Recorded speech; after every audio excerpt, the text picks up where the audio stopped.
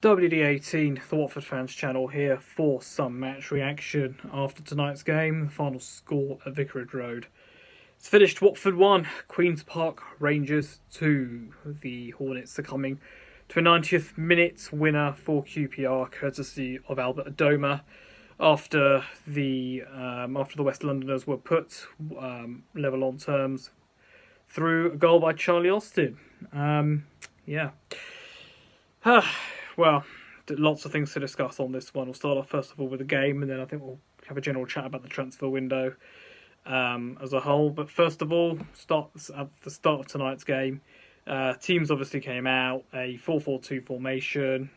Again, just so many weird things about the team, with Hughes playing out on the wing, which again is something I don't agree with. I don't get what we're doing with that. The fact that Ken Sema was fit to play today, why wasn't he not starting? If he's fit for the bench, he should be fit enough to start.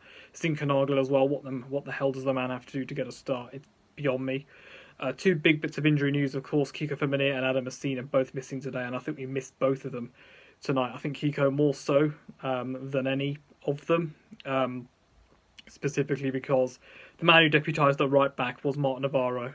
Jeremy Ngakiev was coming in at left back, but back onto the Spaniard in Martin Navarro. I thought his overall play today just wasn't good enough. I will just start off with that. I have no idea.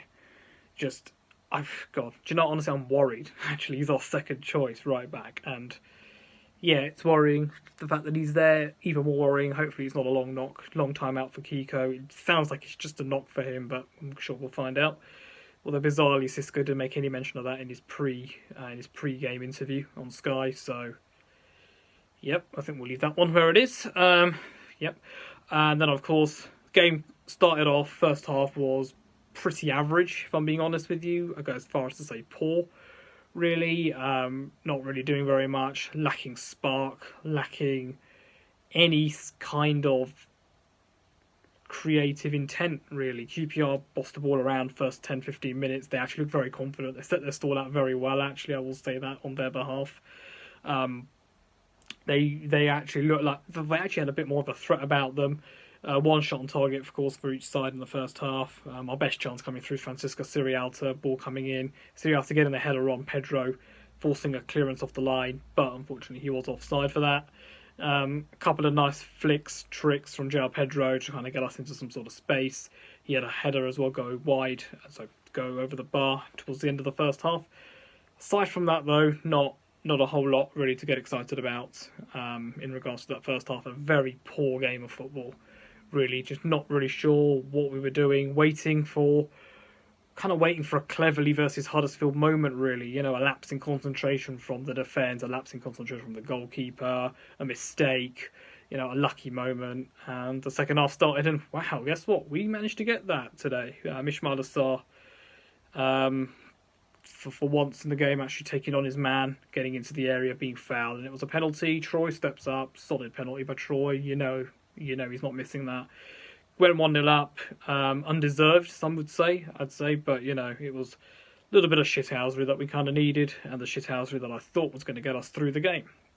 But of course, I'm a Watford fan, and that's obviously never going to happen. And it didn't happen really as the game went on. I think, especially in the second half, the tide turned. I could feel the tide turning. QPR were great, more and more in confidence into the game. And one ball into the area, they looked pretty blunt, I'd say, for most of the night. Things hadn't really worked off for them. But it was one ball into the area, and Charlie Austin scores. That is what a striker with movement, and that is what a striker with a clinical edge gives you. It gives you an equaliser. It gives you a fighting chance in the game. And you know what? Fair play to QPR. They've picked up an absolutely great signing in Charlie Austin. I don't think I could deny that, frankly. And he put them on terms again and again. As I said, you know, the tide was turning in that second half, but the tide took an absolute. It was an absolute shockwave, frankly. And whilst I think the commentary team that I was listening to were relatively, I think, kind of balanced about the style of play, you know, saying that Watford could nick the winner, QPR couldn't nick the winner. I could only see one winner, frankly, in the second half, and it was going to be QPR. And they did get their goal. Albert Adoma, the substitute coming on, wow, made an instant impact, his first goal for the club, and He was the man who stopped the ball in the net to snatch the West Londoners all 3 points. In what was a very, very disappointing game for Watford. Absolutely just... Do you know, I'm just going to come out and say, I don't know how we're still inside the top 6 in this division. We're currently 5th, 47 points. How the hell are we still 5th? I don't understand how that's still how we're still there. God must be smiling down on us or something.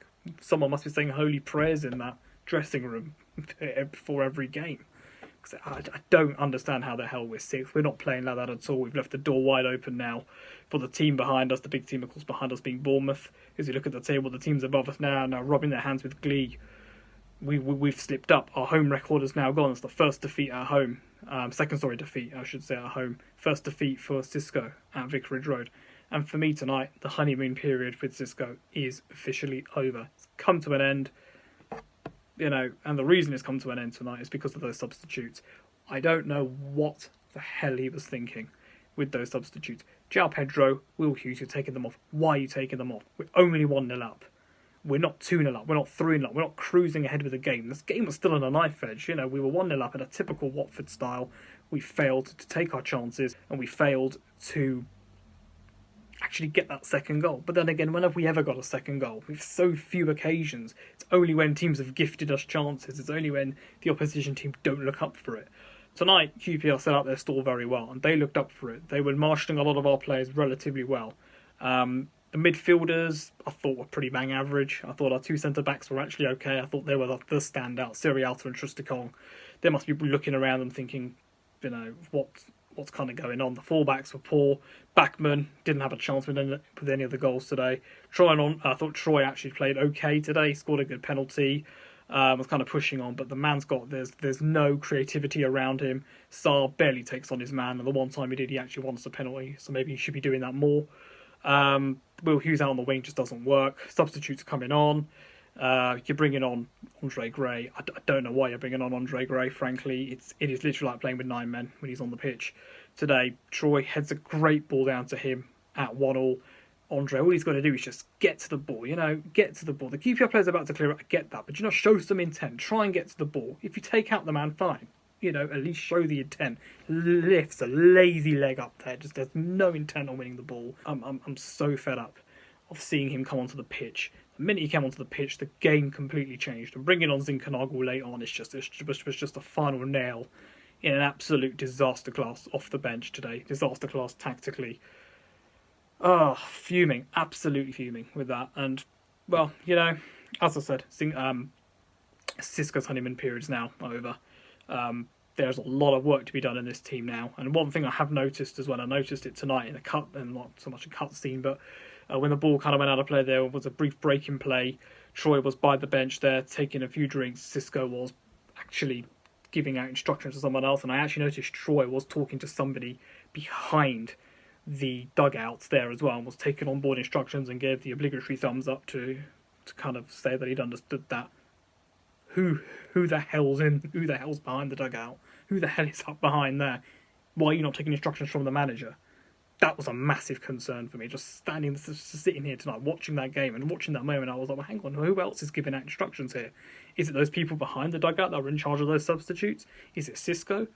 Did Cisco go to bed on Friday night, turn off his phone over the weekend, as he seems to have done from his last tweet, and, wake up and find out that, two of our centre mids, one centre mid's left, another man's gone off? Is he actually involved in the club?